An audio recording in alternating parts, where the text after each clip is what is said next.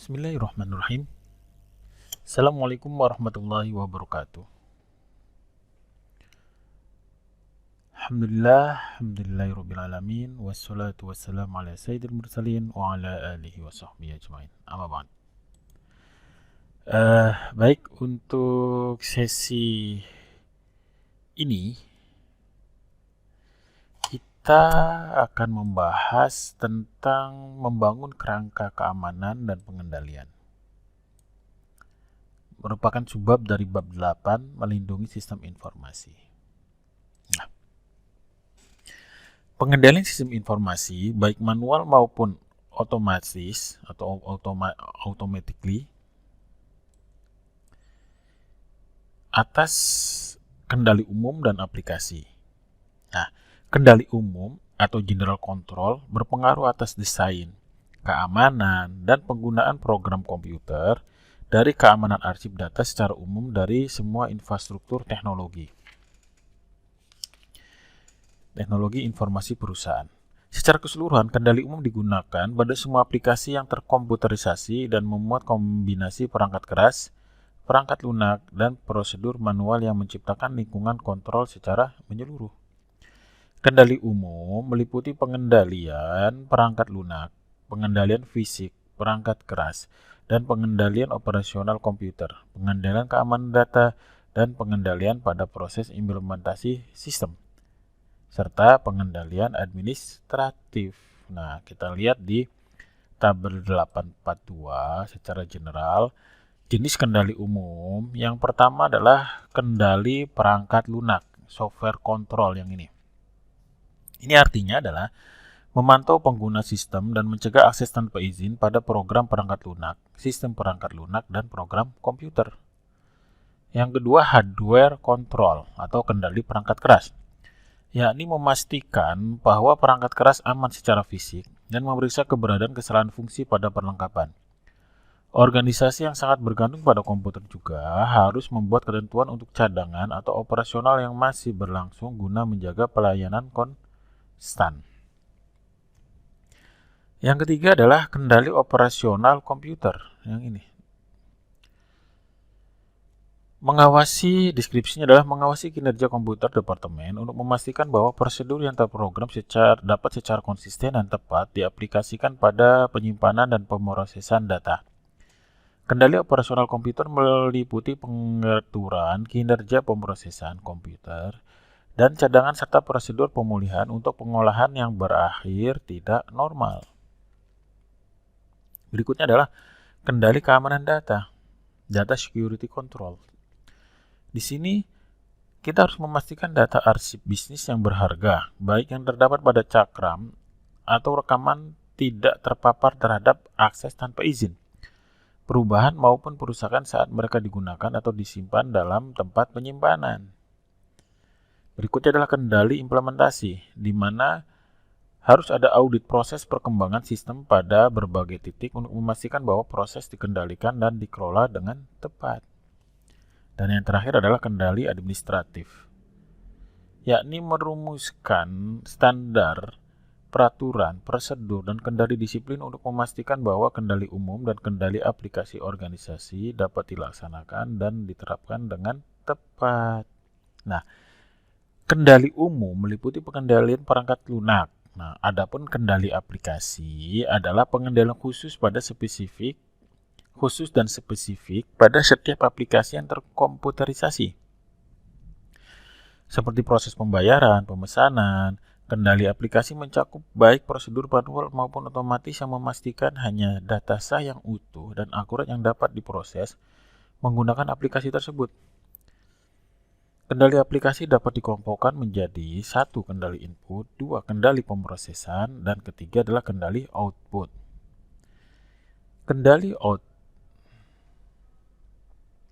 Kendali input memeriksa keakuratan dan kelengkapan data yang akan dimasukkan ke dalam sistem.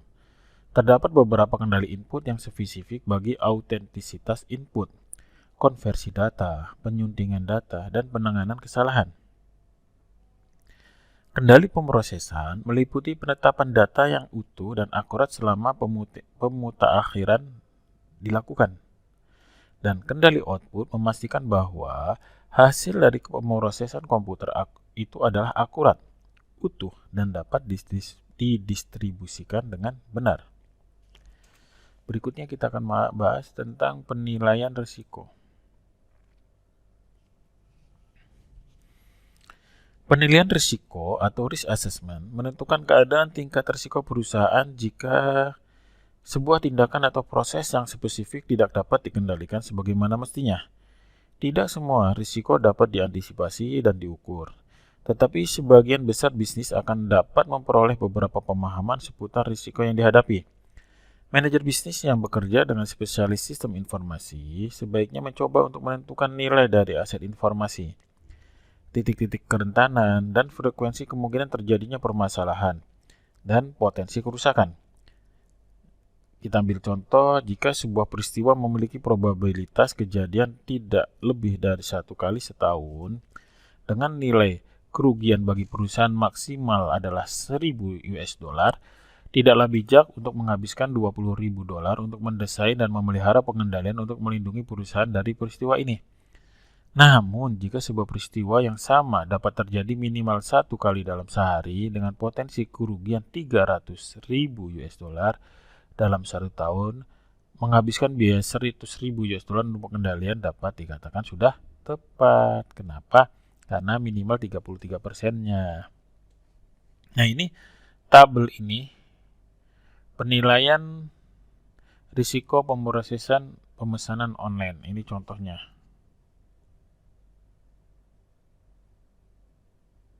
Ini listrik padam itu kemungkinannya adalah 30%, maka kerugian rata-rata sekitar 5.000 sampai 200.000 US dollar atau 102.500 US dollar rata-ratanya. Maka perkiraan kerugian per tahun adalah 30.750 US dollar.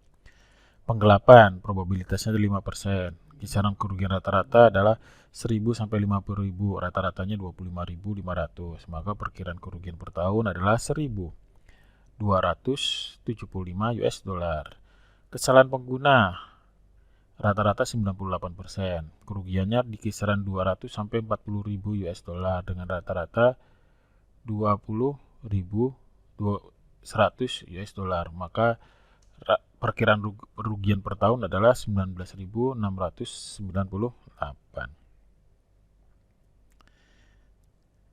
Nah, setelah risiko dinilai seperti ini, pembuat sistem akan berkonsentrasi pada pengendalian titik-titik yang akan memiliki kerentanan dan potensi kerugian terbesar. Pada kasus ini, pengendalian sebaiknya berfokus pada cara untuk meminimalkan risiko dari listrik yang padam dan kesalahan pengguna, karena kerugian per tahun yang mungkin terjadi dari keduanya adalah yang tertinggi di area ini, yakni listrik padam dan kesalahan pengguna. Baik. Berikutnya adalah kebijakan keamanan. Kebijakan keamanan atau security policy terdiri atas pernyataan peringkat risiko informasi, mengidentifikasi tujuan keamanan yang dapat diterima, dan mengidentifikasi mekanisme untuk mencapai tujuan tersebut. Nah, kebijakan keamanan mendorong kebijakan lainnya dalam menentukan penggunaan sumber daya informasi perusahaan yang dapat diterima dan siapa saja anggota perusahaan yang memperoleh akses kepada aset informasi. Nah, sebuah kebijakan penggunaan yang dapat diterima atau Acceptable Use Policy atau AUP mendefinisikan penggunaan sumber daya informasi perusahaan dan perlengkapan komputer, meliputi komputer desktop dan laptop, perangkat nirkabel, telepon, dan internet yang dapat diterima. Kebijakan tersebut sebaiknya menjelaskan kebijakan perusahaan terkait privasi, tanggung jawab pengguna, dan penggunaan pribadi dari perlengkapan komputer dan jaringan. IUP yang baik mendefinisikan tindakan yang dapat diterima dan tidak dapat diterima bagi setiap pengguna dan menetapkan konsekuensi bagi ketidakpatuhan. Contoh, kebijakan keamanan di Unilever. Perusahaan multinasional raksasa barang konsumsi sehari-hari mengharuskan setiap karyawannya untuk menggunakan perangkat komputer yang telah ditetapkan dan memakai kata sandi atau metode identifikasi lainnya saat memasuki jaringan perusahaan. Nah, kebijakan keamanan juga mencakup penetapan manajemen identitas. Manajemen identitas terdiri atas proses bisnis dan peralatan perangkat lunak untuk mengidentifikasi pengguna yang sah pada sistem dan mengendalikan akses mereka terhadap sumber daya sistem. Manajemen ini meliputi kebijakan untuk mengidentifikasi dan memberi izin bagi pengguna sistem dari kategori yang berbeda, menetapkan bagian sistem atau porsi dari sistem mana saja yang dapat diakses oleh pengguna, serta proses dan teknologi untuk autentisitas pengguna dan perlindungan identitas mereka. Kita ambil contoh 8.3 aturan pengaksesan sebuah sistem personel. Di sini contohnya adalah pengguna personel clerical 1. Lokasi divisi 1, kode identifikasinya adalah 0075327834665441116. Restriksi bidangnya adalah data, tipe akses. Nah, berikutnya adalah semua data karyawan hanya untuk divisi 1, yakni data rekam medis, gaji, penghasilan pensiun. Di sini dibaca atau diperbaharui tidak ada. Jadi ini level dari akses sebuah data. Keamanan kedua, profil 2. Pengguna adalah manajer divisi kepegawaian. Kalau tadi adalah personel, karyawan perorangan. Yang kedua adalah manajer divisi kepegawaian. Lokasi divisi 1, kode identifikasi karyawan. Untuk profilnya 27321. Restriksi data, restriksinya adalah data. Restriksi bidang data. Tipe akses, semua data karyawan hanya untuk divisi 1 hanya bisa dibaca, tidak bisa untuk dirubah. Nah,